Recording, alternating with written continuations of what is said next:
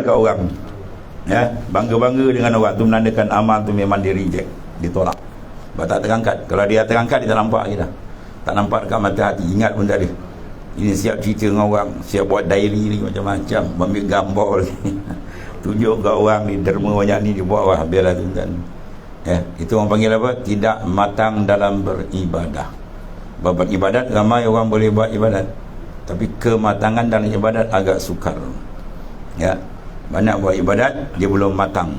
Ya, kalau belah Terengganu kata apa? Anak ayam mata dia ni. Tu anak ayam mata dia ni. Anak ayam kecil kan, dia sakit mata, air mata dia bulat, macam tu tarap dia. Sebab apa? Dia belum matang. Babu belum matang sebab kalbi dia belum tembus ke atas, dia pusing dengan makhluk, ya, dia buat ibadat macam-macam, ya, tapi semua nakkan penghargaan orang, nak semua orang pandang, nak semua puji. Jadi dia hamba kepada manusia, bukan hamba Tuhan. Kalau dia hamba Tuhan, dia tak teringin, tak ada rasa seronok pun orang puji dia. Sebab itu tengah daripada ta'lib ikhlas banyak, di antaranya istiwa uzzami wal madhi minal ammah. Sama bagi dia orang puji tak rasa pun, caci pun tak rasa apa. Itu tengah daripada tanda kalbi dia ikhlas. Kalau orang puji dia rasa lain, orang caci dia rasa lain, itu belum gitu. Belum bersih, kotor. Sebab apa kotor? Kotor pandangan ru'yatul khalaik. Hati dia masih memandang pada makhluk. Dia menyebabkan amal dia tidak ada nilai di sisi Allah Ta'ala. Ya, kalau betul amal dia sudah bersih dengan Tuhan, tak ada makhluk, nasib telah diangkat, maka dia pun tak ingat lagi dah. Ya, dia pergi haji dia tak ingat. Ini pantang sebut haji, dia masuk lain tu. Oh, Ana masa dekat Mina tu, Ana dekat masuk Arafah pun dia asyik cerita dia pergi haji ni. Habis lalu terlingkup habis tu. Sebab tu Imam Ghazali sebut 70 tahun seorang dah ibadat pergi haji, dia batal dengan satu kalimah. Dia pergi haji banyak kali, bila orang datang rumah dia, dia gigit bini dia, keluarkan cerik yang dia pergi haji kali ke-7. Oh, nak cerita dia pergi haji 7 kali. Habis semua tuan. Ya, rosak. Sebab kalbi dia bukan dengan Tuhan, itu bahaya. Habis. Sebab kena latihan dalam dia putus Allah. Allah bahawa dia tetap, dia buat kerja kerana Allah, dia buat ibadat nampak dari Allah, dia buat amal salih nampak gerak Tuhan, semua dengan Tuhan. Baru dia berseronok, baru dia jadi ahlillah, orang Tuhan ni, ya. Itu sentiasa kena tembak dalam kalbi, jangan putus Allah, Allah. Dia bercakap ke, dia apa ke, ya, dia sampai boleh mahir dan dia bercakap, dia boleh jalan. Dia mengajar, dia boleh jalan dalam, ya. Dia berbual suku-suku dalam jalan. Yang kita bercakap habis tunggu kan. Aulia tak ada. Zahir dia dilayan dia. Dalam dia sentiasa muraqabah musyahadah dengan Tuhan. Syekh Ma'ruf Al-Qarhi kata, aku mengajar anak muridku 40 tahun. Menyangka mereka itu aku berhadap pada dia, tak ada. Zahir dia mengajar. Qalbi aku dengan dia. Qalbi aku sentiasa berlazat. Sebab apa dia dapat lazat? Orang bila dapat lazat dengan Tuhan, memang dia tak akan berpaling kepada makhluk. Confirm. Ya. Kalau dia berpaling itu belum dapat. Sebab kelazatan Tuhan dia akan membakar kelazatan yang lain. Kenikmatan dengan Tuhan dia akan bakar nikmat yang lain. Habis, lenyap, itu panggil fana. Ya. Allah. Sehingga bila ada perbuatan diri, maka ia hanya dipandang kurnia taufik dari Allah Ta'ala semata-mata. Ya. Tanda bahawa Allah Ta'ala telah memberi taufik hidayat kepada seorang hamba apabila disibukkan hamba itu dengan amal perbuatan. Ya, Allah gerakkan dia minat pada amal, sedap dia, ya. Tetapi diputuskan daripada ujub, dia pun tak ada perasaan orang-orang semua, dia dengan Tuhan. Itu tanda Tuhan terima, ya. Dan tak ada bangga dengan amal perbuatan, tak. Apatah lagi nak cerita-cerita dengan orang, lagi dia tak, dia kunci mulut dia. Atau kerana merasa bahawa perbuatan itu semata-mata kurnia Allah, sedangkan ia sendiri merasa tiada berdaya untuk melaksanakan, andaikan tiada kurnia rahmat Allah. Itu duduk betul, la haula wala quwata illa billah. Itulah matlamat akhir kunci ilmu tasawuf. Dia duduk hauqalah tu. Tiada daya dia, tak ada upaya, melainkan semua dia pandang daya Allah dan upaya Allah, mana haulillah wa quwwatillah. Barulah ketika itu bersih amalan dia kerana Allah.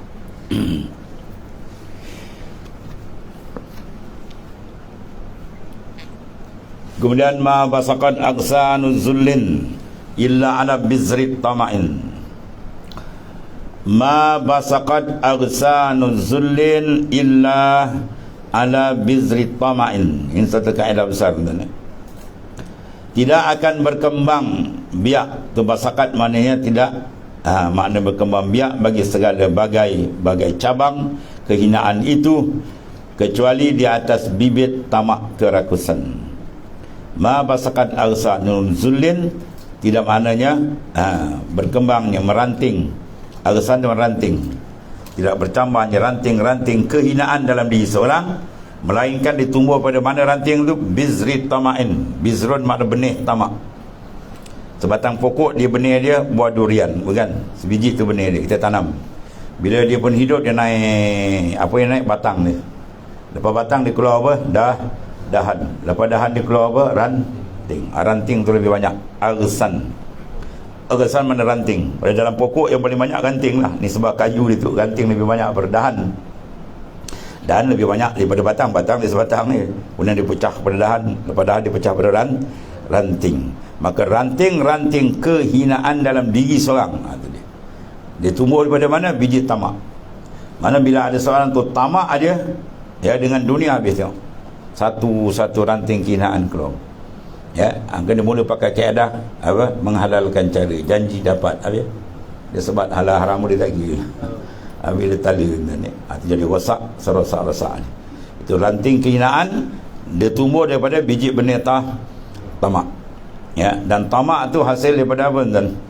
Hasil tidak ada keyakinan dengan Tuhan. Dia kalau dah yakin dengan taksis rezeki Tuhan dah siap, apa ni nak tamak kita? Dia cari hanya sekadar menggerakkan usaha ikhtiar je. Ya, tapi kalau di dalam tamak tu dah ada, dia tak nampak rezeki dari Tuhan, mula dia tamak. Dia kejar, dia ingat dia kejar tu dapat, dia tak nampak lagi Tuhan yang mentaksis, menentukan benda tu. Akhirnya hidup di dalam kepanasan. Bahawa orang tamak ni dia panas, tuan. Ya, jiwa dia tidak ada kesejukan. Dia dibakar dengan panas tamak, tergambar sana, tergambar sini. Kadang kita tengok kesian, kan?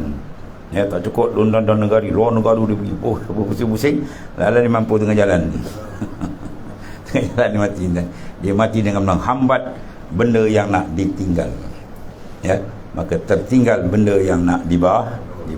Itu maknanya satu tindakan yang sangat bodoh. Dia perasan dia cerdik. Ya, rupanya ahmak, golongan orang yang bodoh, ialah menghambat benda yang nak ditinggal, mengumpul benda nak ditinggal, tertinggal benda yang nak dibawa. Ya, ini hasil daripada mana dia kena?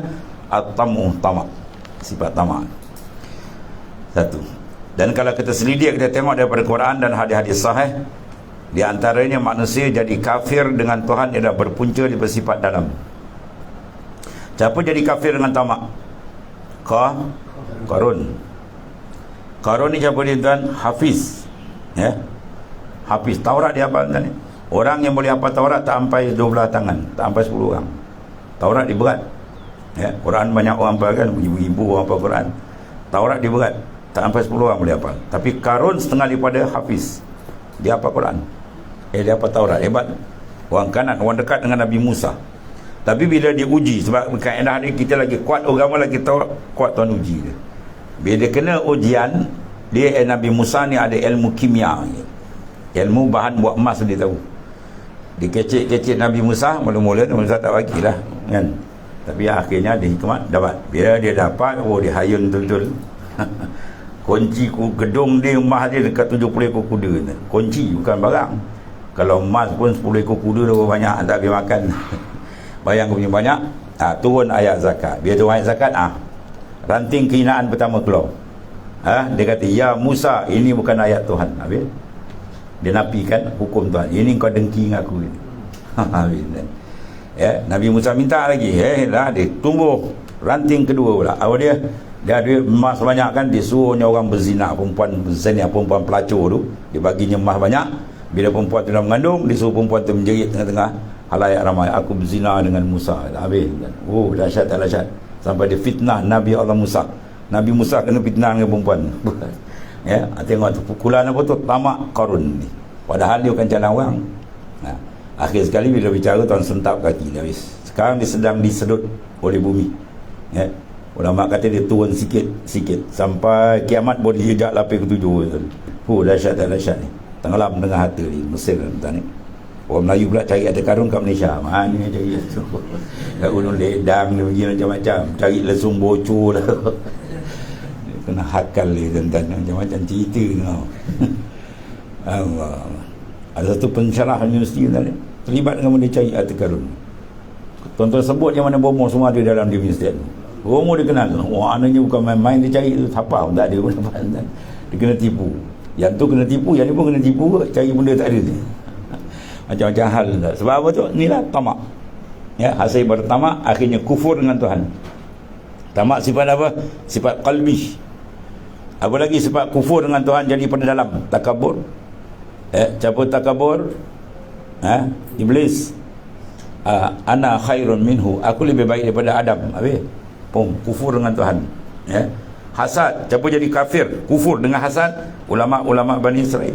Hasadan min indihim, sebenarnya ada hasad dalam kalbi dia kepada Rasulullah SAW. Ya'rifunahu kama ya'rifuna abna'ahum. Dia kenal Rasulullah pun tak kenal, tapi bila kena hasad ada, dia pusing ayat, tukaunya macam-macam. Itu semua penyakit dalam. Sebab itulah bila dalam bersih, jamin syurga untuk dia. Qad aflaha man zakkaha wa qad khaba man dasar. Confirm dia dapat selamat siapa yang membersihkan dalaman dia, dan kecelakaan besar bagi orang yang mengotorkan dalaman dia. Sebab benda dalam, ilmu urusan dalam tu ilmu paling besar, sebab dia tempat tilik Allah Subhanahu Wa Taala. Ya, besar. Di sini sifat yang bahaya adalah at-tamu. Lawan dia tuan al-qanaah. Ya, qanaah cukup. Apa yang ada alhamdulillah. Yang ada pun kita tak habis nak syukur. Tapi syaitan dia tunjuk tak cukup. Cukup dia bila tu? Bila tanah masuk dalam mulut yang baru cukup. Ziarah kubur boleh cukup. Itu Quran sifat. Sebab tu kalau ada dalam kalbi kita perasaan ingin membanyak aja habis kan. Alhaakumut takasur hatta zurtumul maqabir. Alha yulhi ilha, man alha menghalalaikan. Alhaakumut takasur, melalaikan akan kamu at-takasur oleh semangat nak membanyak. Dia kumpul duit kat bank tuan, 10,000. Lepas naik 100 pula. Tak naik 100 juta. Tak sedap juta, bilion lah. Ada orang dia mengarut habis. Lalu tenggelam jadi macam Qarun. Yang penting pada kita apa? Syukur. Apa yang ada itu pun sudah cukup. Ya.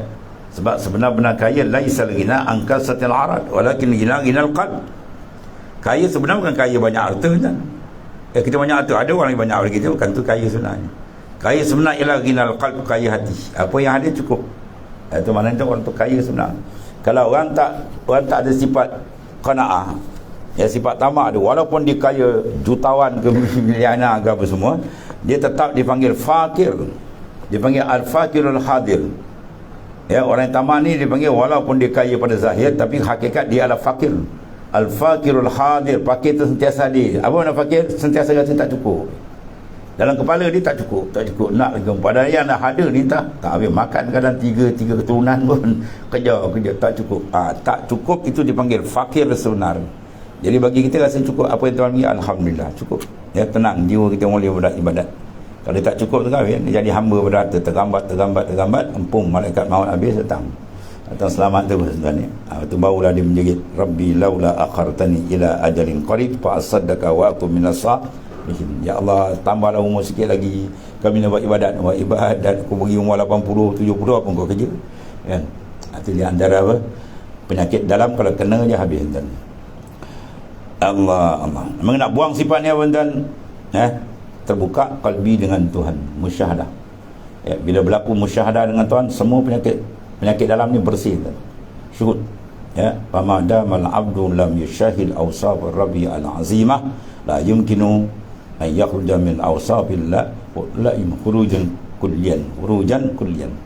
Selama mana hamba tu tak dibukakan musyahadah kalbi dia dengan Tuhan, selama tu tak mungkin dia boleh keluar daripada sifat mazmumah. Sebab apa? Sebab bila dia tajalikan kebesaran Tuhan, musyahadah, habis tenggelam lain. Dia tak rasa dunia gitu. Berlazat dia dengan Tuhan tu membakar yang lain. Maka hilanglah segala tamak ke apa, akan bersih. Hasad dengki pun tak ada. Sebab hasad dengki bergantung dengan makhluk. Sekarang dia tak pandang dengan makhluk, dia berseronok dengan Allah. Itu rahsia dia suruh kita bi fal yafrah. Dengan aku naklah kamu gembira. Bila dapat kegembiraan, ya, dengan Allah Ta'ala, dia terbuka kalbi dia, Masya Allah, itu nikmat paling besar, menyebabkan dia akan selamat perjalanan hidup dia. Allah. Kemudian Syekh Abu Bakar Ar-Warraq Al-Hakim berkata apa? Andaikan sifat tamak itu dapat ditanya, kalau kita tanya man abuk, siapa bapa engkau? Kalau tanya tamak tu, siapa ayahmu? Pasti dia akan menjawab ragu terhadap takdir Allah. Ya, Tuhan dah takdir semua kan, dah siap. Jadi dia macam tak percaya Tuhan yang pergi. Dia nak dia juga buat lah. Ya, kalau kita dah urus satu benda, tiba orang bawah pula nak adjust kita buat, macam marah tak kita? Kita bos perancangan, pakar perancang dah buat, dia pula sibuk nak udah alih-alih lagi, macam dia pandai tau. Sijil nulis pun tak tahu. Ya, itu kena sekil kepala dia. Ya, tu kurang ajar dia panggil. Begitulah, jangan kurang ajar dengan Tuhan. Ya, Tuhan dah siap dah, apalah kita ragu? Taslim. Habis tak usaha tajuk lain, usaha tajuk zahir, pergilah usaha tak ada hal. Dalam tu, jangan dia dirosak. Dan bila ditanya, apakah pekerjaanmu? Kalau kita tanya tamak tu, bapak engkau siapa? Bapak dia ragu dengan Tuhan. Pekerjaan kau apa? Jawabnya, merendahkan diri. Orang kalau tamak, dia rendah diri tak? Rendah diri kan? Jadi hamba orang pun tak apa, janji dapat. Orang jadi kuli je pun tak apa, orang jadikan dia barwa pun tak apa. Ya, banyak yang jadi barwa, ya, barwa syaitan, barwa nafsu. Ya, jadi dia nak selera nafsu dia dapat. Sanggup digadai agama kepada tuan. Tu makna apa tu? Tamak, direndahkan akan jadi hina diri dia. Orang kalau ada harga tak, dia tak akan buat kalau benda yang tak dia biar dia mati pun tak apa. Dan bila ditanya, apakah tujuanmu? Kemana tujuan kamu tamak? Jawab dia apa? Tidak dapat apa-apa. Tak ada apa-apa, teman tamak apa dia dapat? Akhirnya rugi. Ya, tuan tu buat misalan macam anjing dengan dia nampak wayang di dalam, ingatkan dia pun dalam terjun dengan dia masuk sungai apa tak dapat. Kemudian ketika Sayyidina Ali bin Abi Talib radhiyallahu anhu karramallahu wajhah baru masuk ke Masjid Jami' di Basrah, didapat banyak orang-orang memberi ceramah di dalamnya. Ya, banyak, maknanya tok guru, ulama-ulama sedang mengajar. Maka ia menguji mereka dengan beberapa pertanyaan. Dia sebagai khalifah ketika itu, ya, dia buat spot check, dia tanya. Semua yang mengajar tu, muallim, mudarris semua tu kan, ulama-ulama ditanya. Ya, pertanyaan dia apa? Dua perkara je. Dan yang ternyata tidak dapat menjawab dengan tepat diusir. Mana tauliah tarik balik. Ini kata tauliah, lalu dia tanya kau warna apa? Kalau warna dia boleh lah, kalau tak warna dia tak boleh. Kalau warna dia bangang pun dia bagi. Ya, dah macam ini. Dan tidak diizinkan memberi ceramah lagi. Tak boleh ceramah, tutup. Kalau tak dapat jawapan yang disediakan oleh Sayyidina Ali. Dia tak kira apa. Ya, dia tak kira parti, tak kira apa. Dan ketika sampai ke majlis Hasan Al-Basri, ulama tabi'in, dia bertanya, hai pemuda, ketika si Hasan Basri muda lagi mengajar tadi, saya akan bertanya kepadamu sesuatu, kata Sayyidina Ali. Jika engkau dapat menjawab, kalau engkau dapat jawab dengan tepat, maknanya aku izinkan engkau terus mengajar, tauliah kamu terus, tak ditariknya. Tetapi jika engkau tidak dapat menjawab, ya, aku usir engkau sebagaimana lain-lain temanmu yang telah aku usir itu. Mana yang lain yang tak dapat, tak puas hati, aku blok dia. Ya, sekarang nak tanya kau, apa soalan dia, tengok sini. Jawab Sayyidina Hasan, tanyalah sekendakmu ya Amirul Mukminin, tanyalah silakan. Sayyidina Ali pun bertanya, apakah yang dapat mengukuhkan agama? Kau mengajar ni ilmu Allah Ta'ala kan. Sekarang apa benda yang boleh mengkuatkan Islam, ya, yang mengukuhkan agama? Dia jawab Sayyidina Hasan, dia jawab sepatah je, al-war'u ila wara', yang ni berjaga-jaga, itu wara', berwaspada, cermat, atau wara' dalam segala, daripada segala benda syubhat dan haram kita jaga. Ya, itu jawapan yang pertama. Al-war'u, jaga, beringat, berhati-hati dalam benda syubhat dan haram. Sebab al-halal bayyinun wal haram bayyinun wa ma bainahuma umurun mushtabihat. Faman ittaqa syubha faqad istabra'a li-dini wa ardi. Hadis sahih itu. Yang halal terang. Ikan tengah laut terang halal. Contohnya kan. Binatang dalam hutan murat terang halal. Contohnya lah. Haram pun terang, babi itu terang haram. Tentu. Maka tengah-tengah tu ada benda syubhat. Ni banyak benda sekarang ni, keluaran produk-produk kadang tak berapa yakin. Nak kata ya halal pun tak betul, nak kata haram pun tak betul, ni syubhat. Maka pamanit takas syubhah, siapa yang menjaga diri dia daripada benda syubhat, dia tengok benda tak clear, dia tolak, dia tak ambil, dia tak gunakan. Ya, mana faqad istabra al-din wa ardi, dia telah melakukan istibrak, mana penyucian pada agama dia dan pada maruah dia dengan Ta'ala. Jadi orang yang tak jaga benda syubhat ni, tak jadi warak, dia tak ada apa, tak ada maruah. Maruah dalam agama tak ada kalau dia tak bersifat dengan al-war'u. Itu sebab kata al-war'u, hasan. Nabi kata walakin fil ulama'i ahsan. Ya, sifat warak ni elok, tapi pada ulama tu lebih elok. Kalau ulama tak ada warak, dia diwakrak gitu. Itu yang pertama. Satu dia jawab. Jawapan pertama apa? Sayyidina Hasan Basri kata al-war'u. Satu.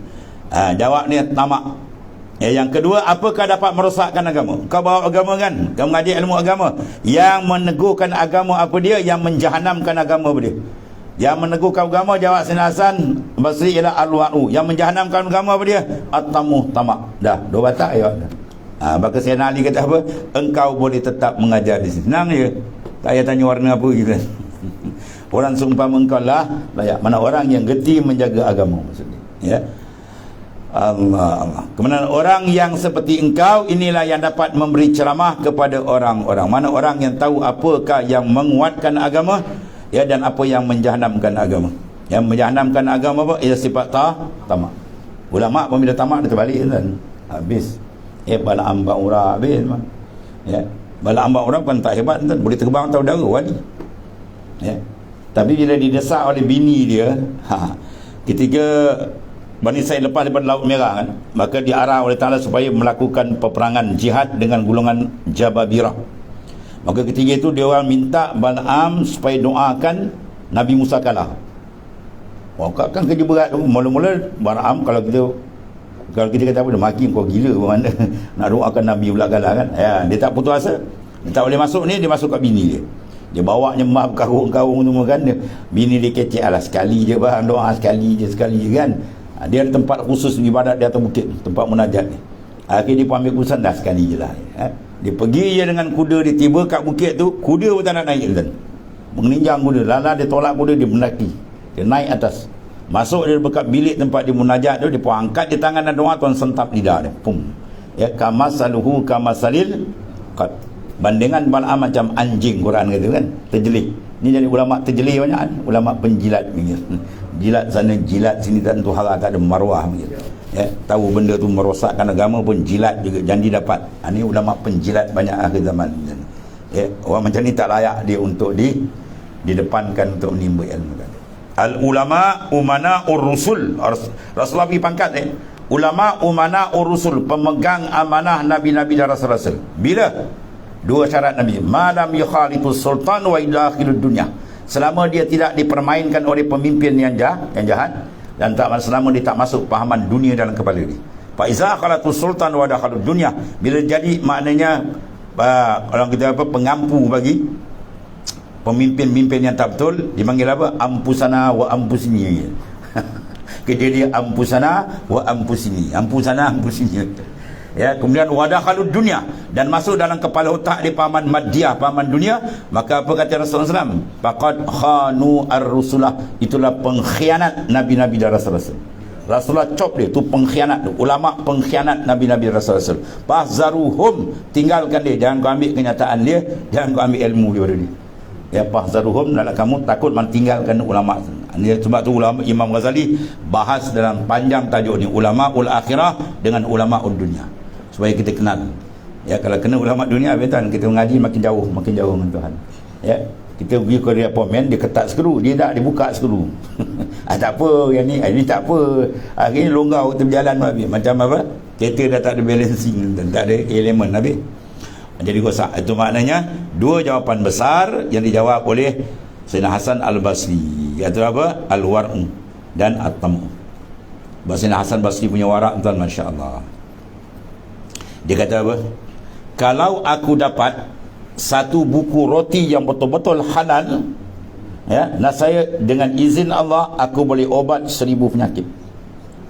Satu buku roti yang betul-betul halal. Bermakna zaman dia ni tu zaman hebat lagi ni. Nak cari itu agak sukar. Zaman kita ni tak cerita lah, bersepah kan. Ya, bersepah dan lambat-lambat yang tak elok. Mana kalau kita tak berhati-hati sangat, sedangkan telah diberi amaran oleh pimpinan agung kita Rasulullah SAW. Ya, ia apa? Aqallu ma yujadu fi akhir zaman rizqun halalun wa akhun yusakubi. Benda yang sangat-sangat sedikit ada di akhir zaman. Pertama apa? Rizqun halal, rezeki yang betul-betul halal dah sikit lah, tak banyak.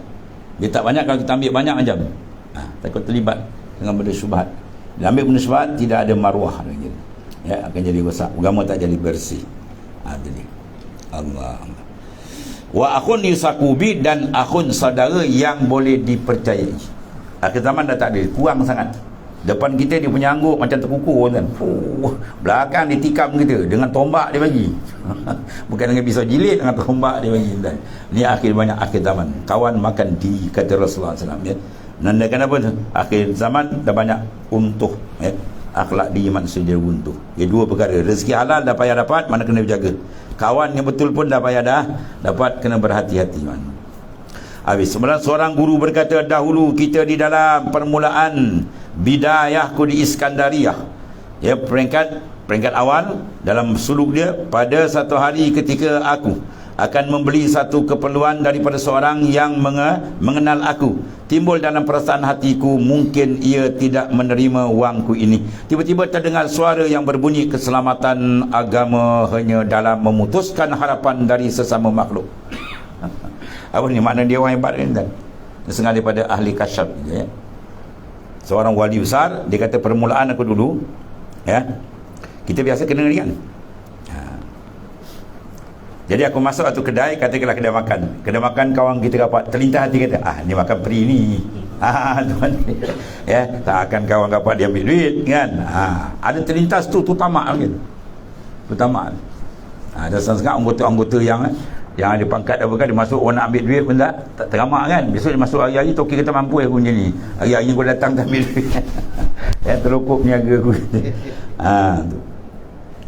Sebab tu akhzul malin nas bisayfil haya haramun. Kata Imam Ghazali dalam Ihya. Akhzul malin nas bisayfil haya haramun. Mengambil harta manusia menggunakan pedang malu, itu haram. Kalau kita ambil harta manusia menggunakan pedang besi, kita ambil kerat kepala dia, kita rompak, haram kan? Yang ni bukan guna pedang besi, pedang malu. Maksud dia, oleh kerana orang malu dengan kita, dia tok guru, jadi nak ambil duit malu kan. Tak apa tok guru, tak apa, ambil. Besok datang tok guru, ambil. Lama tu mati aku ni.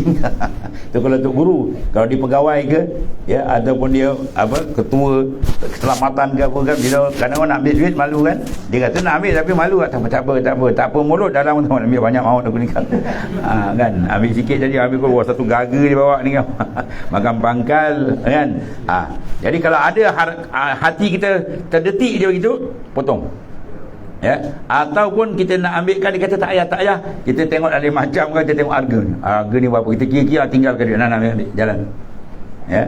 Sebab kalau ada begitu dia panggil tamak tu, dah tersemat kat qalbi, mengharapkan pemberian orang. Habis satu lagi dalam bab niaga biasa orang terkena bahaya, kadang-kadang pakaian ibadat kita buat. Kawan kita dia jadi wakil menjaga kedai pakaian ibadat kan, jaga kedai pun jual pakaian ibadat lah. Sejadah apa semua kan, jubah dan sebagainya. Toki dia kata jual, dan kalau minta kurang potong 10%. Kita pun baik ni, kita datang dia potong 50%. Apa hukum pakaian tu tak sah akad jual beli ya. Harga 50, ambil 25 dah. Patut kalau 50% 45 ke kan. Dia tak 25 dia potong, ambil je toki, tak ada kata. Hukum dia tak sah ibadat, tak sah akad jual beli. Sebab dia sudah khianat dengan tauqid dia. Akad tak sah, kita membawa sembahyang. Aku sujud-sujud makin lalai ya tu, rupa pakaian haram. Tak sah akad jual, jaga dia. Terus kalau senang dia tengok harga berapa. Tanya dia, token kau bagi persen berapa potong? 5%, 10%. Bayar betul. Ya, lebih lagi pula bagus keban tinggal jubah melengit, rupa jubah tak sah. Jaga tuan-tuan ni. Syaitan ni berjahat tu, dia tipu kita macam-macam. Kita ambil kesempatan kat kawan baik jaga kedai. Allah macam-macam dia masuk. Cuma hasil pada sifat apa? Tamak, nakkan barang orang. Itu salah dia. Jadi bila dia terasa dia masuk kedai ni, ni kan mesti dia tak ambil duit kan. Pum, suara khatib. Mana dia orang ni? Orang hebat ni. Suara malaki datang, dia kata ya, keselamatan agama dalam memutuskan harapan sesama makhluk. Agama jadi selamat bila kalbi kamu tak bergantung dengan makhluk, bergantung dengan Allah Ta'ala, baru selamat. Kau gantung kena dengan orang tu, habis rosak agama kau ni. Mana kau makin jauh dengan Allah. Habis. Dan warak dalam agama tu menunjukkan adanya keyakinan dan sempurnanya bersandar diri kepada Ta'ala. Berkewarakan dia akan membentuk tu ya, adanya sempurna yakin dan istinad sandaran kalbi dia dengan Allah Ta'ala. Habis. Kemudian wara itu juga sudah merasa tiada hubungan antara dia dengan makhluk. Ni wara tinggi dah ni. Inqita'u, ya. Terpotong maknanya alaqah dia dengan makhluk, itu paling tinggi. Dia wara ada yang wajib, ada yang sunat. Meninggalkan benda haram tu wajib. Ya, kita tidak makan benda haram itu wajib. Wajib bersifat dengan wara yang selamat. Mana berhati-hati daripada mengambil benda yang tegah. Kalau benda yang sunat, wara sunat, berlebih-lebih kita ambil sekadar aja. Itu dia yang terbaik. Dengan makhluk, dan baik dalam pemberian atau penerimaan atau penolakan, ya. Itu semua itu semata-mata kerana Allah, dan semua itu hanya terlihat langsung daripada Allah Ta'ala, ya. Orang beri dia pun dia nampak minallah, ya. Siapa yang mengambil pemberian orang, kalbi dia kena pandang ini haza min indillah. Cuma orang ni postman dia, tuan tahu, yang ketika hati dengan dia lupa dengan Tuhan habis, seolah-olah mengambil barang curi. Mengambil barang tak kena Tuhan. Dan kata Syekh Sahal bin Abdul Tusar, ini sekali wali-wali abdal ni, di dalam iman tidak ada pandangan sebab perantaraan, sebab itu hanya dalam mencapai iman, sebelum mencapai iman, ya. Dalam makam syariat dia ada asbab, buat ni gini kan, tapi dalam makam hakikat asbab buat tapi jangan pandang, ya. Bukan menapi asbab, itu kan jadi jabariyah pula kan. Tak ada usul ikhtiar tu ada, tapi jangan pandang. Tak angkat, lepaskan pandangan kepada makhluk, tak ada asbab, terus kepada musabbibul asbab ila Allah Ta'ala. Baru dicantik iman ni. Habis. Dan satu lagi tengok, semua hamba pasti akan merasa rezekinya. Tak ada siapa boleh alih rezeki yang Tuhan dah tetapkan. Bahkan malaikat maut kena haram dengan Allah Ta'ala. Malaikat maut diharamkan mengambil nyawa seseorang kalau sekiranya ada lagi sedikit saki-baki rezeki yang belum dimakan. Mana dia takkan ambil nyawa, melainkan setitik air pun dah tak ada, sebiji rezeki pun dah tak ada, baru dia boleh ambil. Kalau ada dia tak boleh ambil tu. Kuat tak jaminan rezeki? Kuat. Tapi jaga syaitan tembak kata, al-syaitan ya'idukumul faqr. Syaitan membisik kamu dengan kefakiran. Besok kau mengaji agama nak makan apa? Kan? Kita tanya dia, mana kau buat satu contoh orang mengaji agama mati tak makan? Boleh tunjuk kalau ada? Yang mati makan banyak tu. Perut bulat-bulat terjongkang mampu ni. Ya, ada tak ada. Bahkan orang mengaji ilmu agama jaminan lagi kuat. Satu jaminan umum, wa ma min dabatin fil ard illa 'ala Allah rizquha. Tidak ada yang melata atas muka bumi melainkan rezeki di Tuhan aja. Jamin. Orang mengaji ilmu agama, hadis Nabi khusus, man talabal ilma takaffara Allahu bi rizqi. Siapa cari ilmu Allah Taala, Tuhan jamin rezeki dia. Berarti boleh cabar buat seorang dia. Siapa yang mengaji agama tak makan, mana? Ada. Kita dulu pernah juga masa kita mengaji pondok dulu. Oh, orang kata ni ilmu apa dibawa ni? Tinggal dunia. Sekarang pula tengok, wah ni gila dunia pula ada. Dulu dia kata kita tinggal dunia, bila Tuhan beri kita sedikit dunia, dia kata wah ni gila dunia. Sebab tu kita ingat Luqmanul Hakim punya cerita, kan? Luqmanul Hakim punya cerita, dia bawa anak dia jauh naik kuda, dua-dua naik kuda. Satu kampung kata, gila orang ni mati kuda apa dua-dua naik. Okey, turun dua-dua. Bodoh, ada kuda tak naik. Semua dia komen. Seorang pula naikkan, masuk kampung ketiga, anak naik, bapak irit. Kurang hajar punya anak, ada bapak tu irit. Masuk kampung 4, bapa naik atas, anak bapak ni ada tak apa-apa, bagilah anak pula naik.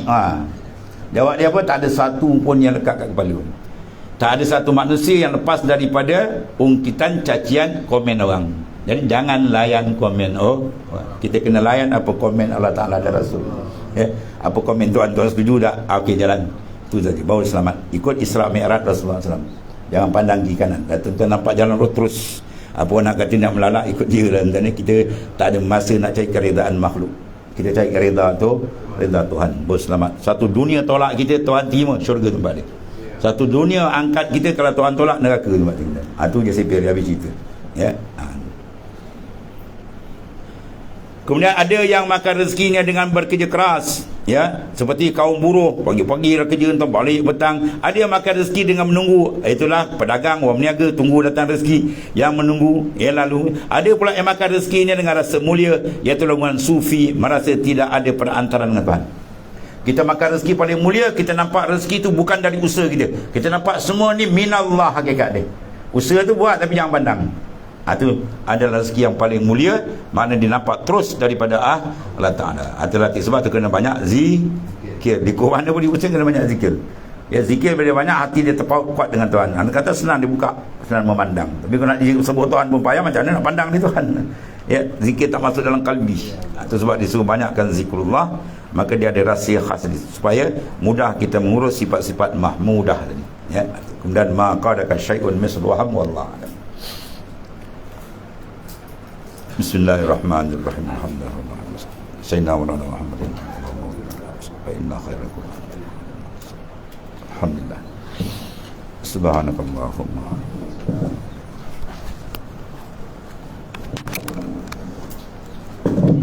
ya Allah.